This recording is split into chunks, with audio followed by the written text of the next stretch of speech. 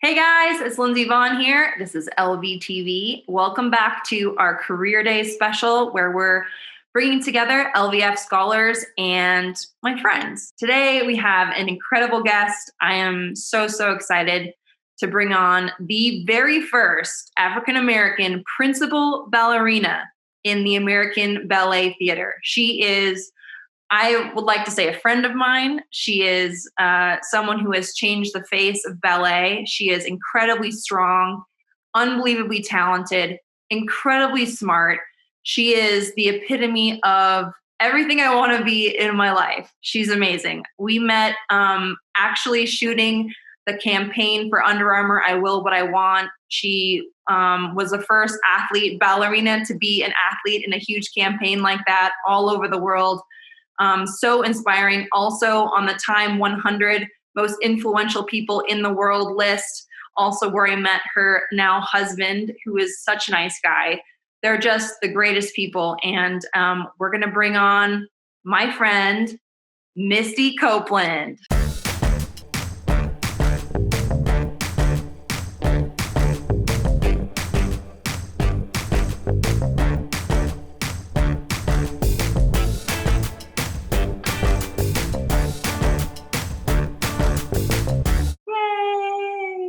How are you? Good. So nice to see you. I know. So nice to see you too. Thanks so much for coming on. Thanks for having me. What you're doing is really, really incredible and perfect timing to be interacting with these beautiful young people. Thanks. Well, I just think it's important to have them stay focused on their future. You know, everyone's so focused right now on the quarantine and not being able to do anything, but we also have to plan ahead for the future and just know that it's going to turn the corner. And the more these kids can be prepared and get inspiration from people like you, the better. So we're going to bring on Eden a little bit later. She's 15 years old. She was our 2019 one of our scholarship winners, and she's basically a spitting image of you, only smaller. I'm so excited to bring her on, but just kind of wanted to talk to you about, you know, how you got started in ballet. I know that you started a bit later. You started at 13 years old, right? Yes. Yeah. I've had a very unique path. Yes, I started very late for ballet standards. I actually only trained for 4 years before I became a professional. I started at 13.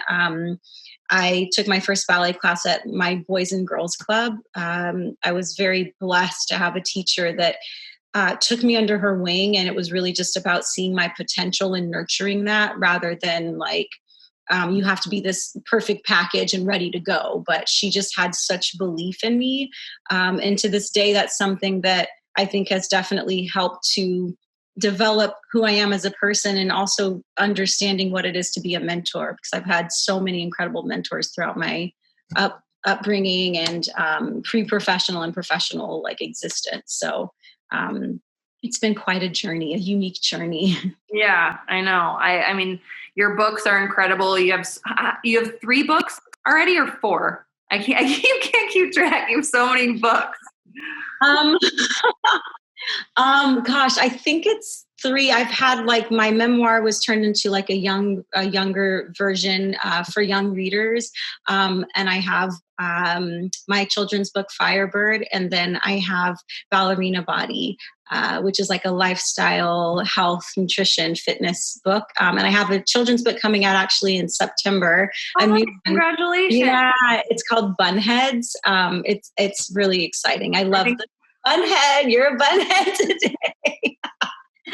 No, it's awesome. Congratulations. It's nice to have like another artistic outlet and to be able to do something like writing, especially in times that we're in now with the quarantine, just finding other ways to be creative and artistic when we can't exactly full out dance in our living rooms. Yeah, 100%. I agree. I mean, it's hard to look forward and to kind of try to express your creativity while being at home, but it's so important. I think mentally so uplifting when you can find another outlet. So Absolutely. that's amazing. Congratulations. I am so excited to read it. What was your favorite performance? Like what was was it the Nutcracker, Sleeping Beauty? You've done so many amazing things, and being the principal ballerina. I mean, I don't know. For me, it was always the Olympics. What was your most memorable or special performance of your career so far? So hard to choose. Definitely one that made such a mark for me in terms of opportunity. The first time that I did a principal role in a full-length classical ballet when I performed in the Firebird. And I would say probably that first performance at the Metropolitan Opera House here in New York City. It was the first time that the Met had ever seen such diversity in the audience. And so for that reason, like, it had just such an impact on me, but also on the ballet world. But personally, I would say performing Juliet, Romeo and Juliet in Milan with La Scala, I mean, it just couldn't have been more perfect. And dancing with Roberto Bolle, who is like Superman. He's like a god in Italy. And just to be able to be in that country, and me being part Italian as well, like, I absolutely love the role, and to be able to be an actress and have more of a meaty acting role, I think is definitely one of my strengths. Do you think you're going to do kind of those kinds of roles going forward more? Yeah, I mean, the older you get, you tend to shift into those roles. You're like, I'm going to do a little more acting rather than physical. No, but they're like those types of roles. Like, I mean, what we're doing, and though people see the physical aspect of what we do, and we train just like an athlete would, and what we do is so physical, but the other half of it, that's equally as important, is telling a story through movement, which is what we're doing. And so that part of it the older that I've gotten, the more mature and understanding what it is I'm saying through the choreography, it's become just really important in roles that I really enjoy doing. Awesome. Well, you're definitely an athlete, because I mean, we've met in person, and you've got like 10 times more muscles than I do. Come on. No, seriously, you're like, when we did the bra campaign, I was like, you have a 12 pack. I'm like, oh my God. Don't right now. No. I need to do your I need to read your ballet fitness book so I can be as ripped as you are. I think you're covered in that department. You're stunning. No, definitely not. Especially now that I'm retired. I'm definitely on Sherry's train right now. Yeah. But okay, so this is a fun fact. I don't know if you knew this, but I'm from Minnesota, and I know you recently posted about Prince, and he's been really special to you, but Prince obviously is from Minnesota. We have that Prince connection. And also my dad was Prince's lawyer for a time.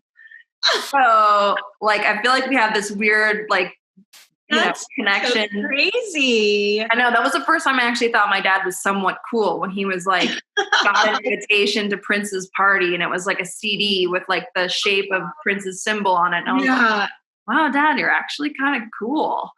But what was it like, working with Prince and being a part of his life? I mean, he's in Minnesota, he's like a god. I mean, everywhere he's a god, but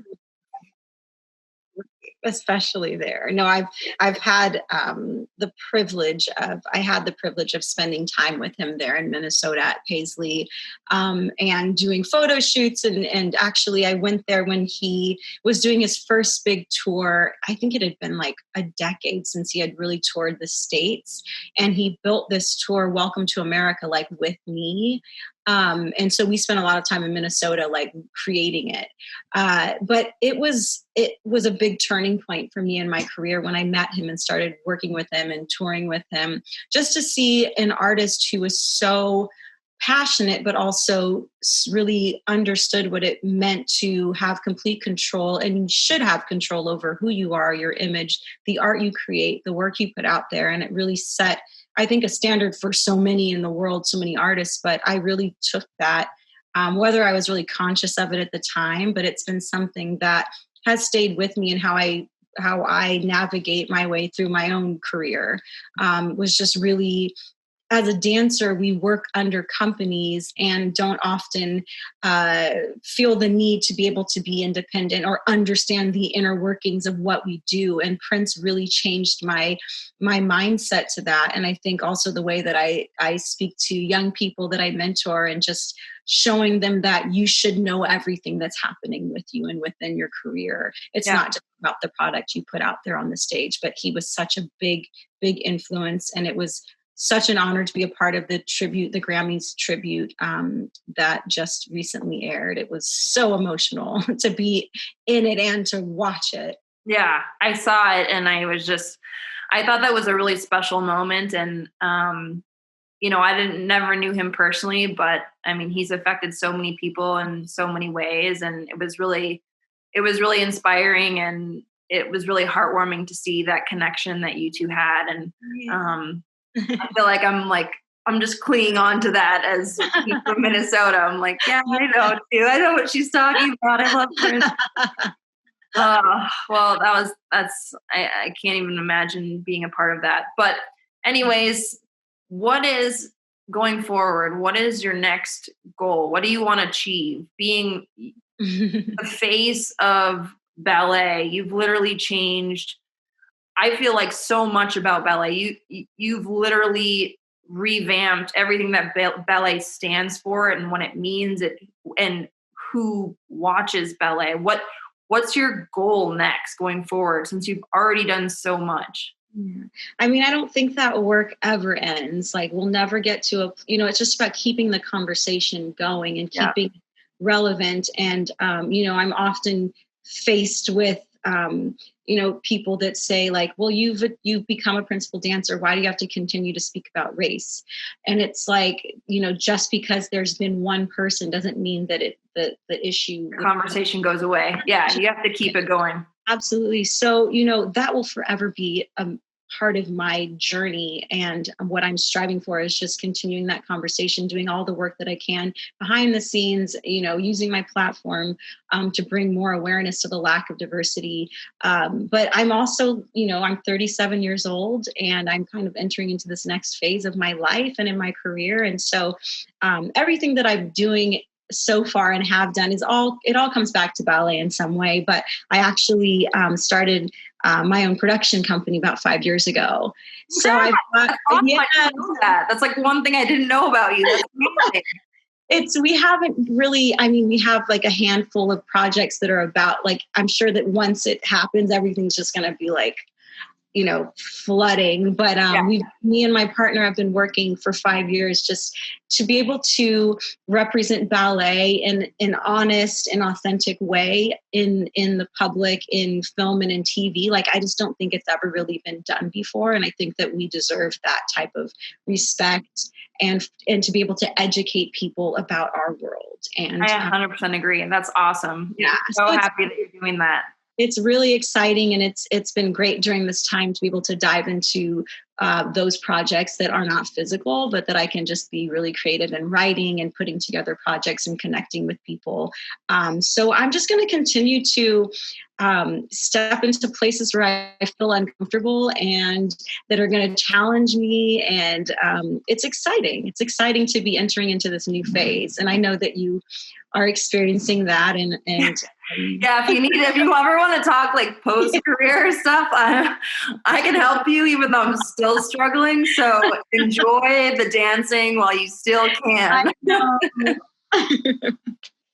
But I think that's awesome, because now you can reach even more people with your production company, because our scholarship winner, Eden, I think she is there and doing what she's doing because of you, as are so many kids and the next generation of ballerinas. So I can't wait to see all your projects and to see your message come across even louder than it already is. So congratulations on that. And with that, we're going to bring on our scholarship winner, Eden. Hi! Hi, Eden! How are you? Oh, hi, beauty! How are you? Good. How are you? I'm good. It's so nice to see you. Well, I'm so proud of you, and I'm excited to hear more about everything that you're doing. Eden, do you want to ask Misty some questions? Of course. So I guess I'll just ask you about your life, Yep. What's your favorite ballet variation? There's so many. Actually, the one from Whipped Cream, that variation, you were there on the stage. You saw it. It's so fast and so hard. I like to be challenged. So especially in roles that, people will say, oh, you're not, right for it. I think those are the times that I'm like, I'm going to show you that I can turn it into my own and do this. But I would say, I was just telling Lindsey that my favorite ballet, to perform, my favorite character is Juliet, Romeo and Juliet. So I don't know if there's a variation in particular. I guess all the drama in the third act, it's just a mishmash of a lot of drama and crying and acting. So I'd say that.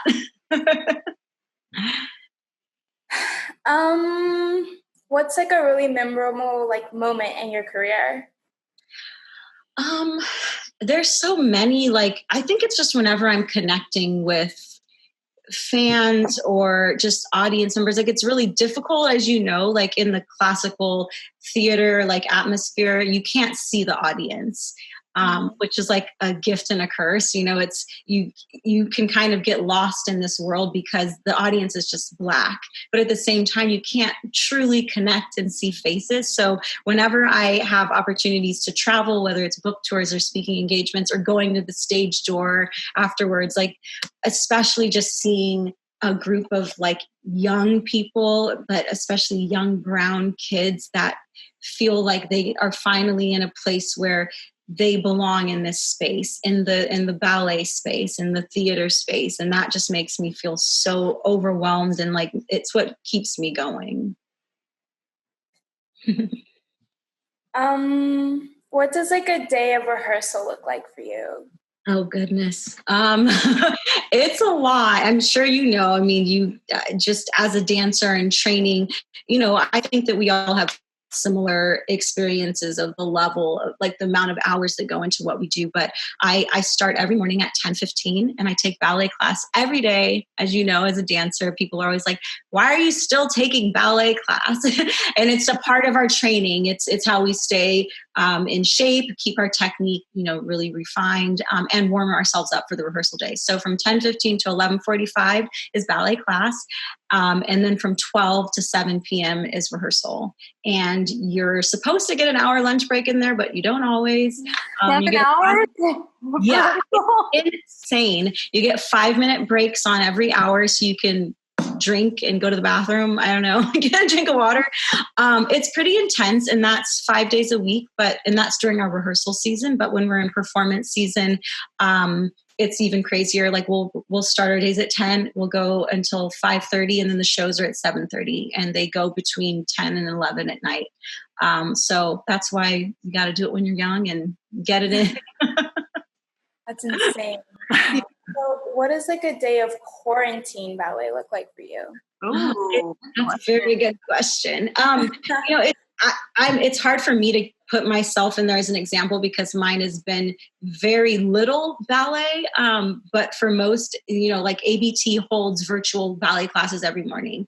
And we've been given Marley floor, it's the proper floor to be able to dance on by a company that makes them harlequinade. And so you roll it out every morning, put it down and tape it and take your ballet class. And that's kind of the extent of it. Or you do your cross training, whatever you can do. But for me, I'm still dealing with recovering from a back injury. So right before we went into quarantine, I had a procedure on my back. So I'm still healing and doing virtual physical therapy sessions with ABT's physical therapist. And I mean, yesterday, I think was the first time I really went in with cardio. I did some bike stuff for an hour, and I'm very sore. So a lot of, the training is very minimal right now. So I'm just trying to stay creative and motivated in other ways. That sounds fun. What does a quarantine day look like for you, Eden? Yeah. Well, I have academics from 8:30 to 1:30, and like I'll have like Zoom meetings or like just small assignments and projects. And then I have dance from 1:30, and it depends on the day, but usually to like 3:34ish. Okay. And I always have ballet every day, and then it switches between modern and jazz. How fun. And that's all through your school? Yes. And how are you finding that? Is it hard to stay focused and motivated, or you're fine with the way that that's set up? It's kind of hard just for the fact that like I don't have like the big studio space. Like some kids have like a studio in their basement, and like kind of envious of that, but that's okay. Must be hard to jump. That's like one of the hardest things to do, like in your kitchen or living room. Find the space to do a jeté. I use a chair as a bar, which isn't that stable, but it works. Slides around. I know. I'm like, when the time comes when I can do ballet bar again, I'm going to use my husband. Like, just stay and support me. Well, it sounds like you're really busy, Eden. That's impressive. Yeah. Though I feel bad for the seniors because like this was their last little year. Totally. But we did have like a senior showcase, which did happen like before quarantine. So I'm glad they got like to choreograph and put that production on. It was really like amazing to watch. Yeah, that's awesome. You have any more questions, Eden? Yeah. What's your favorite bar exercise? Oh, it changes all the time, but this is going to sound so random, and I can't think of another dancer that would ever say this, but I love frappes. I love frappes too, you know. You like to drink them. I was just going to say that was my favorite as well, you know. Crazy. Yeah. Frappes. It's when you do like it prepares you for what we call petit allegro, which is like quick footwork. Really good at those too. It's like really fast footwork that you do, like not holding onto the bar, but this movement at the bar prepares you for that. So it's like when you strike your foot on the floor. But I also love just like quick movement of the feet. And so like one of my favorite things is at the end of the White Swan Pas de Deux in Swan Lake as Odette, you know, the serré battu that she does at the end of the variation. Do you know what I'm talking about? Right? It's just a slow, Lindsey knows what I'm talking about. I know exactly. But it's like the beating of the foot really fast. That step at the bar prepares you to do something like that. And like, it's the smallest, most subtle movement. It's so difficult to do, but people that have no idea what it is they're looking at, it's so moving. And so that's probably at the moment, like one of my favorites. It also doesn't take a lot of like flexibility. Yeah. I personally like when you run and slide on your toes. Oh, you like that? That's not really a ballet move. I just kind of, I love the slide. It's so awesome. Something I have fun with whenever I'm just improvising. I love it. It's awesome. Thank you. All right, Eden, think about any other questions. You can ask her more at the end if you think of anything else. But right now we're going to play True or False. You want to play it? Sure. Okay, you and Misty are on a team, and we'll have a surprise for you at the end. You ready? Intriguing. All right, true or false? Wood makes a point shoe hard. False. The tip of the shoe is a rigid box made of densely packed layers of fabric, cardboard, and or paper hardened by glue. Correct? Is that right? Yeah. Knowledge right here. Savant. All right, first one you got. All right, true or false? Dancers can go on point at whatever age or ability level. What do you think? False. Yep. I mean, I do see like on Instagram, you see like the little 5-year-old Russians on point. They're just that kind of scares me because like your ankles, like I don't think they can be that strong at like 5. Yeah. Yeah, Misty, how old do you have to be to really go on point? Yeah, it's hard to say an age because so many people are like, have different strengths and can, be at that place at different ages. And for me, like I would never put myself as like a standard. Like I started dancing when I was 13 and I was on point within a couple of months, but it was just based on my teacher feeling that my body was set and I was strong enough and ready. So it really depends on like the amount of years you've put in and just if your body is ready and strong enough. Eden, when did you start going on point? I think I was 12, maybe. I want to say 12. Nice. I feel like that's a great age. Yeah. 5 for my professional opinion. Okay. Next question. True or false? Ballet has 5 fundamental positions of the feet. True. Bingo. Okay. Ballet was developed in the 18th century. I'm going to go with true. False. Misty, what's the answer? I feel like there's like debate. I mean, it's like 1500s, 1600s. It's even older than people assume. Oh, definitely older than skiing. I can definitely put my money on that. 100%. All right, next question. True or false? The music of the Nutcracker and Swan Lake was written by the same composer. Swan Lake written by Tchaikovsky? Yes. Okay, then true. Yay, true. Oh, yeah. That was impressive. That was brilliant. Nice job, Eden. Nice job. Yeah. Okay. Ballet terminology is predominantly Italian. False. I think it's French. Yes. Oh, wow, you're crushing it. Yes. All right, one more true or false. A pirouette is a ballet turn in place on one leg. It's a hard one. I think that's true. True. It's true. Awesome. You killed it. That was amazing. Yeah. Thank you. Testing my knowledge as well. I learned a lot.